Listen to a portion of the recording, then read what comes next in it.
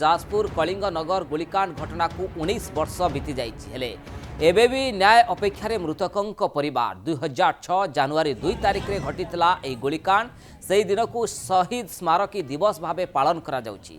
से दिन टाटा कंपनी एवं जमी अधिग्रहण एवं पाचेरी निर्माण को विरोध करी चंपा कोइली ठारे पुलिस एवं आदिवासी मध्य होइतिला संघर्ष जो 13 जन आदिवासी पुलिस गोली रे प्राण हराइथिले। जने पुलिस कर्मचारी मृत्यु होइतिला से अभुला स्मृति को मने पकेबा पाई प्रति वर्ष जानुआरी 2 तारिख को शहीद स्मृति दिवस भावे पालन करिसंती स्थानीय आदिवासी। विस्थापन विरोधी जनमंच चंपा कोइल माओबिलींक ठारे पूजार्चना करी एक विराट शोभा यात्रा चंपा कोइल ठारू बाहरी डुबुरी छक देई आंबगाड़िया वीरभूमि पड़िया ठारे पहुंची थांती। आज मध्य सेभली कार्यक्रम करा जाउछि। स्थानीय आदिवासी हक पाई ए लड़ई जारी रहिबो बोली कलिंग नगर विस्थापन विरोधी जनमंच पक्षरु कहा जाइछि।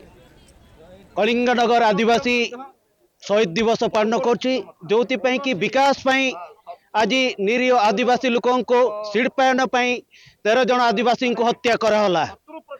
आज जो आदिवासी लोक माने बिटा माटी देले सर्वस्व हरैले आज विकास पाई गोटे टाटा कंपनी पाई गोटे घरोई कंपनी पाई किंतु आज दिन रे निरीह आदिवासी लोक माने आज दिन रे खाद्य पानीय पाई हंतसंत होचंती। आगामी काले जेमती हमर कार्यक्रम होउथिला एग्जैक्ट सेही भलिया कार्यक्रम कराइছে एतर मध्य जेमिति कि सखाळे हमर वीरभूमि रे दिरिदुलसनम हला तापर हमर माराथन रेस गोटे कार्यक्रम निया सेटा सरी जाइए तापर एबे जस्ट आरंभ होइছে हमर रैली बिना परमिशन रे डुजर करा होतिला। तापरे आमे आसिकी आमे जतेबेले जानिलु चंपाकुइला गाँ लोक कहले एटी डुजर होउची तापरे आमे 3 पंचायत रो लोक आसिलु आसिकी सेटे आमे प्रतिवाद करूथिलु जे आमे जमी बिना बंची परिबुनी आमे जमी छाड़ीबु नै बोली जमी छाड़ीबु नै कहि कि से हमको गुड़ी कर देले 13 जण एटी शहीद हेतिले। एई